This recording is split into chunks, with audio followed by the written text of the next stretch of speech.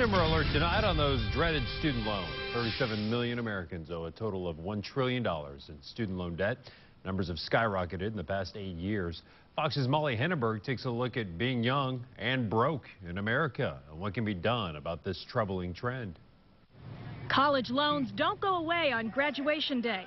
They hang on, sometimes for years and decades. They're definitely a huge chunk of my salary right now. I was accepted into law school, but I decided not to go because I didn't want to accumulate additional debt. Basically, my loan payment's going to be higher than my rent right now. According to a new study by the Federal Reserve Bank of New York, the amount of student loan debt in America has almost tripled from $346 billion in 2004 to $966 billion in 2012. Part of it is the reason that everything goes up, inflation, but it also has to do with the availability of money. Ironically, there are more loans out there, making it easier for kids to come up with the money that incents colleges to raise their prices. Which means many college graduates are entering adulthood and often entry-level positions with entry-level salaries while trying to keep up with monthly college loan payments.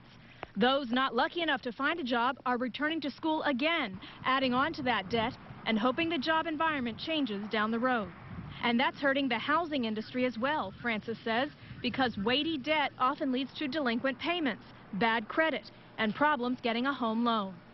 On Capitol Hill, Republicans and Democrats differ on how to approach the exploding college debt issue.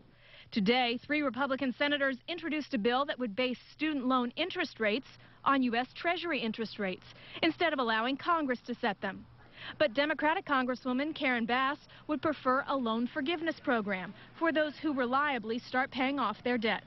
If they are paying and staying up to date, that after 10 years that loan would be forgiven up to $45,000. Melissa Francis says the best course forward is to consolidate as much of your debt, refinance if you can, and pay it off. She also urges college students to study something in school that, quote, has a job on the other side. In Washington, Molly Henneberg, Fox News.